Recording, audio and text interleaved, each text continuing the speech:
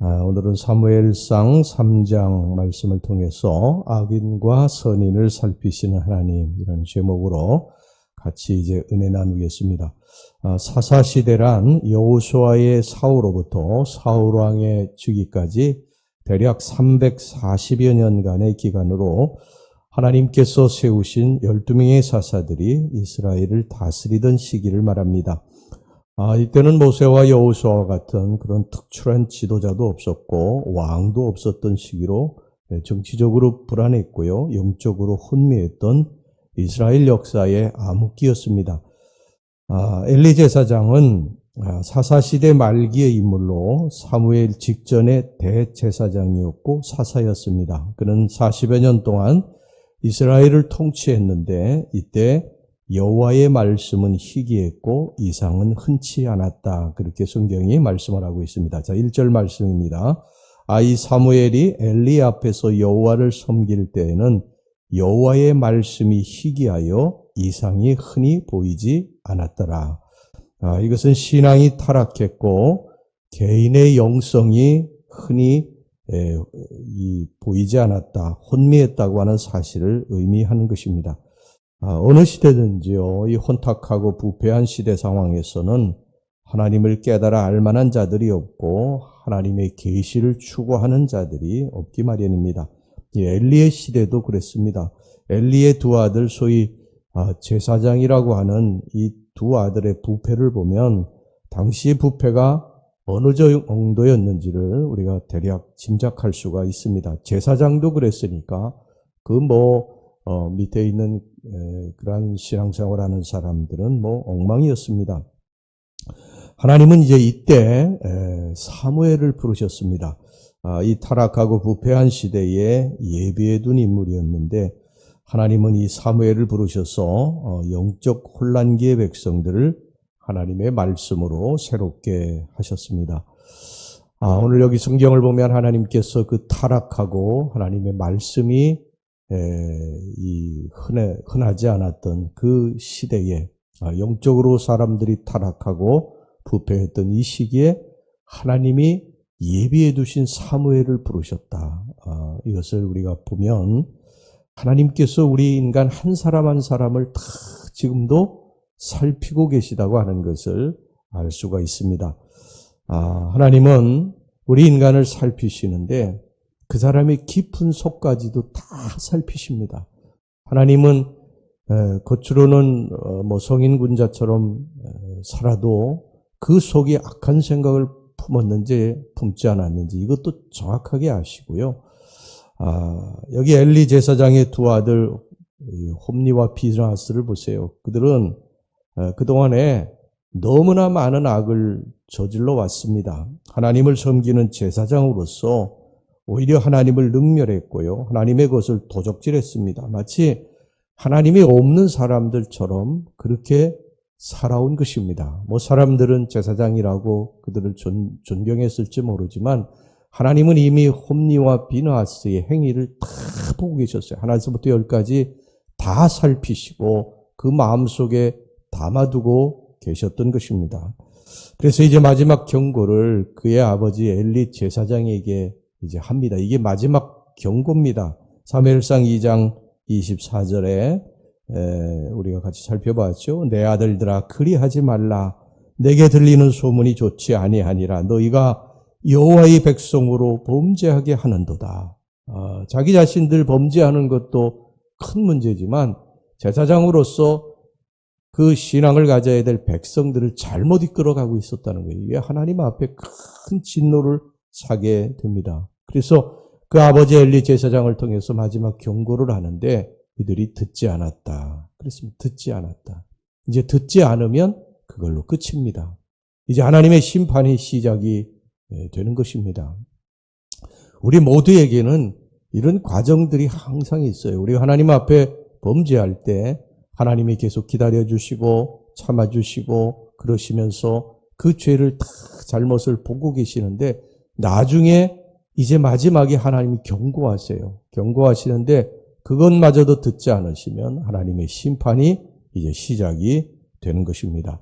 하나님이 얼마나 무서운 분인지 우리는 알아야 됩니다. 하나님은 우리 늘 생각할 때 자비와 긍휼이 많으신 분, 물론 자비도 많으시고 긍휼도 많으시고 사랑도 많으신 분이시지만 하나님은 죄에 대해서도 자비를 베푸시는 분이 아니세요. 여러분, 이것이 십자가가 그것을 말씀하고 있지 않습니까? 하나님이 죄에 대해서 얼마나 싫어하시고 미워하시는지 그의 아들 독생자를 십자가의 죄 때문에, 인간의 죄 때문에 달아 죽이시지 않습니까? 그만큼 죄에 대해서 싫어하시고 미워하시는 분이 하나님이신데, 우리가 하나님 앞에 하나님이 싫어하시는 죄를 짓고 우리가 이 땅에서 잘되고 축복받고 살 수가 없는 것이죠. 자, 오늘 여기 본문의 14절 말씀 보시기 바랍니다. 그러므로 내가 엘리의 집에 대하여 맹세하기를 엘리 집의 죄악은 제물로나 예물로나 영원히 속죄함을 받지 못하리라 하였노라 하셨더라. 이 얼마나 무서운 말입니까? 하나님 앞에 속죄 제물을 드려도 다 소용없다는 것입니다. 이제 끝났다는 거예요. 경고까지 했는데 그걸 듣지 않았습니다. 이제 하나님의 심판만이 남았다는 거예요. 더 이상 나에게 이제 너희들이 속죄할 길이 없다고 하는 말씀입니다. 회개해도 용서받지 못할 것이라는 거예요. 여러분, 우리가 이렇게 되지 않도록 해야 할 것입니다. 우리의 하나님 앞에 짓는 죄는 없어지는 것이 아니라고 그랬어요. 쌓여가는 것이지 없어지는 것이 아닙니다. 하나님이 기다려주시는 것뿐이지 없어지는 게 아니에요. 그러다가 하늘의 상달이 되면 하나님의 심판이 임하게 되는 것입니다. 그때가 되면 회개해도 늦습니다. 하나님이 심판을 결정하시면 아무도 막을 사람이 없습니다. 그러므로 심판이 오기 전에 죄에서 돌이켜야 됩니다. 기회가 있을 때, 하나님 경고하실 때 주님 제가 잘못했습니다. 하나님이 여러 가지로 말씀하시거든요. 여러 가지로 경고하시거든요. 제단에서 선포되는 하나님의 말씀을 통해서 하나님 음성이 들려지고요. 또 우리가 기도하다가 또 하나님의 말씀을 읽다가 심지어는 사람들하고 대화하다가도 하나님 음성이 들려질 때가 있어요. 그때 하나님 제가 잘못했군요. 이렇게 살면 안 되는데 하나님 제가 잘못했습니다. 이게 하나님 앞에 경고받고 돌이키는 것입니다. 돌이키면 됩니다. 그런데 돌이키지 않으면 하나님의 심판이 임하게 되는 것입니다. 홈리와 비느하스의 죄가 계속 쌓여가다가 하나님 계속 살피고 계셨는데 계속 죄를 짓고 경고하셨는데 듣지 않고 죄가 이제 쌓여가다가 드디어 이제 하나님의 심판이 시작이 됩니다. 그대로 하나님 앞에 버림받고 하나님 앞에 심판받고 완전히 그 가문이 멸족이 되게 됩니다. 그리고 이제 하나님께서는요, 이제 새로운 사람을 들어서 쓰시는데, 하나님은 아까도 말씀드렸습니다. 이 홈리와 비느하스와 같은 이런 악한 자들도 살피시지만 선한 자들도 살피십니다. 이 땅에서 선하게 의롭게 믿음으로 사는 자들, 하나님을 사랑하는 자들, 의로운 자들, 이런 자들을 하나님이 살피셔서 그를 들어서 쓰시는 것을 보게 됩니다. 사무엘이죠. 사무엘을 하나님이 유심히 보시고 그를 예비해 놓으신 것입니다. 여러분, 우리가 사무엘과 같이 하나님 마음에 합당한, 다윗과 같이 하나님 마음에 합당한 사람이 됩시다. 할렐루야. 하나님은 제가 늘 말씀드리지만 사람을 통해 일하세요. 사람을 통해서. 그래서 하나님이 사람을 통해서 일하시고 그 사람에게 복을 주십니다. 그 사람에게 어떤 일을 시키셨는데 그 사람이 그걸 잘 감당하게 되면 하나님이 그 사람에게 복을 주세요. 그와 그의 후손들에게 복을 주십니다. 이게 하나님이 우리 인간에게 복을 주시는 방법이에요. 그런데 하나님이 우리들에게 일을 시키셨는데, 일을 맡기셨는데 그거를 감당하지 않으면 하나님이 촛대를 다른 사람에게 옮기세요. 왜? 하나님의 일을 해야 되니까. 이 사람은 안 하니까 그 촛대를 옮기시는 거예요. 그러면 이 사람은 하나님의 축복에서 제외됩니다. 다른 사람을 통해서 하나님이 일하시는 거예요. 하나님이 홈리와 비느하스, 엘리 제사장에게 하나님께서 일을 맡기셨잖아요. 근데 그 일을 감당하지를 않는 거예요. 악을 저지르고, 이 홈리와 비느하스가. 그러니까 하나님이 어떻게 하십니까? 촛대를 다른 사람에게 옮기시죠. 누구에게? 사무엘에게 옮기시지.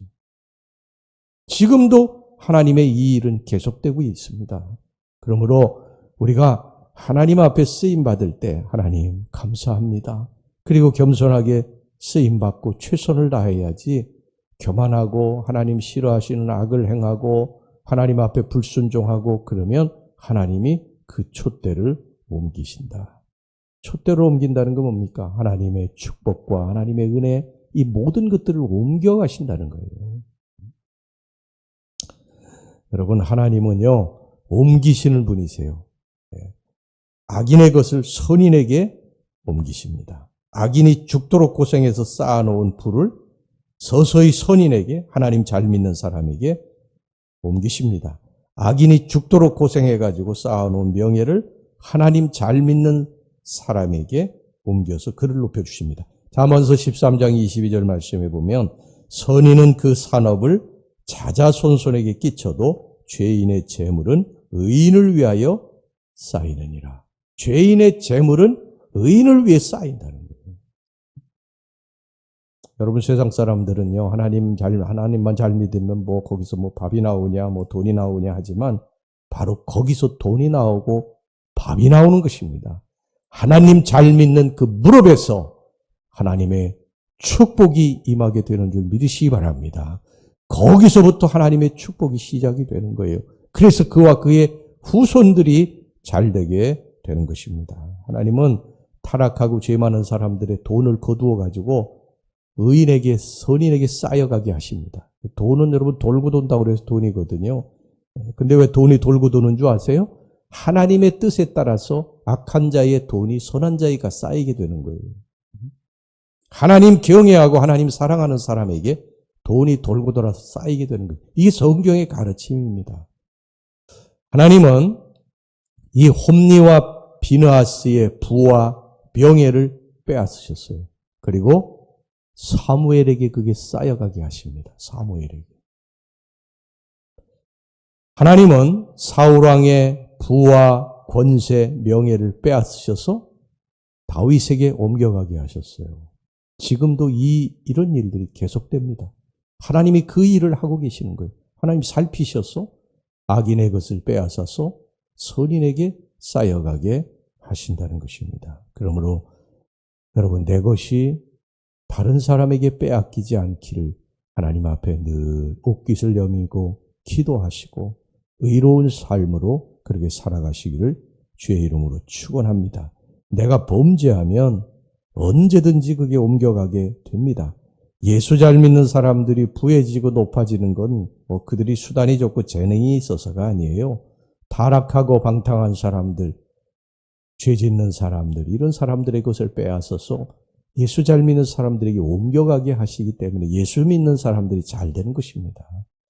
잠언서 22장 4절 말씀 보겠습니다. 겸손과 여호와를 경외함의 보응은 재물과 영광과 생명이니라. 이 말씀대로 하나님의 여호와를 사랑하고 잘 믿는 사람을 높이시고 부하게 하시는 줄로 믿습니다.